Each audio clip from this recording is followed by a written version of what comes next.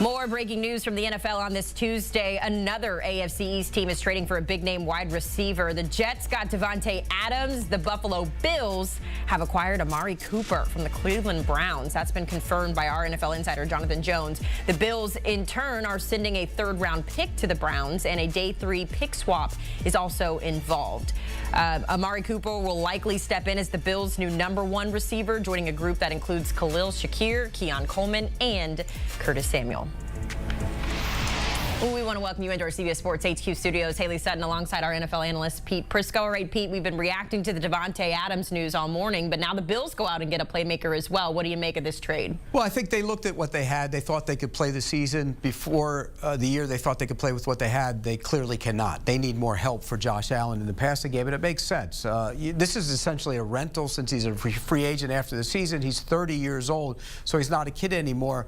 But when you look at their receiving group, they thought they could piecemeal it together, in large part because they thought Dalton Kincaid would become the star tight end. It hasn't worked out that way. He's got off to a slow start. So now you get the wide receivers, supplement what you have, and I think they're good enough now on the outside. And Amari Cooper needed to get out of Cleveland. Yeah. The body language wasn't great.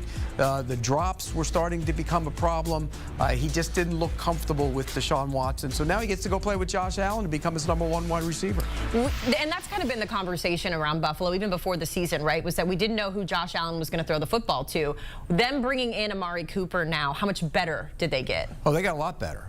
Look, when he's at his best, he's a top-tier wide receiver. They did not have that. They had hoped Keon Coleman maybe had emerged better and quicker than he had, and it hadn't happened yet. Shakir had been in and out of the lineup. He was hurt. And again, Kincaid was supposed to be the #1 weapon, and it hasn't quite worked out that way. So I think they looked at it from the big picture standpoint, and they said, you know what? We need help here.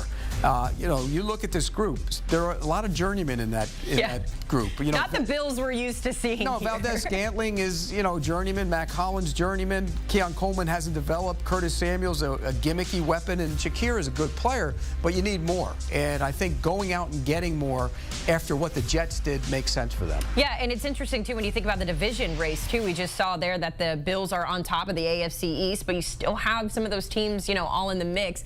Looking at the big picture here with this addition of Amari Cooper here, how does that affect the Bills long-term when they're trying to compete in the playoffs and get to a Super Bowl? Well, I think for this year, it's a great move. I thought they'd be a Super Bowl team this year. I think they went to New York in an emotional night for the Jets and found a way to win that game, and probably not for a Hail Mary, may have won the game by a lot more.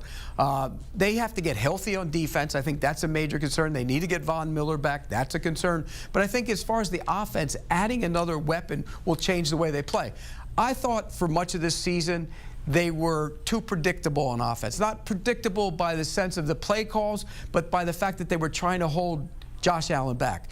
I said this last night, he's a wild stallion. You can't turn him into a show pony. He needs to be able to do things and play faster and play loose. Now, they can run the ball, and that's going to help him in the passing game. So I think add it all up, they're going to be really good on offense. The offensive line's good. Cooper gives them a #1 receiving weapon. Shakir could be the #2. And then you have Kincaid will start to emerge even more in the middle of the field. And when you can run it, it takes the pressure off of Josh Allen. And here's the other thing. He can run it, too. Yes, and he can get outside off those play-action moves and throw the ball down the field. So I love what they've done on offense. I think I picked them before the season. I still think they're the team to beat. Who was the better move here? How would you grade it here? Amari to the Bills or Davante Adams to the Jets?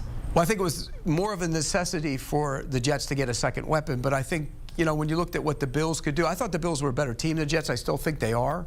But again, the way this offense is played, you had to get a guy who can really command coverage. And I think with Cooper there, he can if they roll the coverage that way, that's going to make everybody else that much better. Going into the season, they didn't have that. They thought it would be Kincaid. It hadn't worked out that way. Now I think it helps both those guys. So I think you'll see more and more catches for Kincaid. Just when you think the Bills can't get any better or be hanging around, they go out and get a playmaker in Amari Cooper. It has been a wild NFL news day for us. By the way, the Bills get the Titans on Sunday at home. So we'll see if we see Amari Cooper in that game. But in the meantime, make sure HQ is your place to go for news, highlights, and scores. We have got it all, and we've got it for free, streaming 24/7. When we come back, our Dave Richard is going to stop by the studio, talk about the fantasy implications here for both the Bills and even the Cleveland Browns. We've got so much to talk about with Amari Cooper being traded. That's next.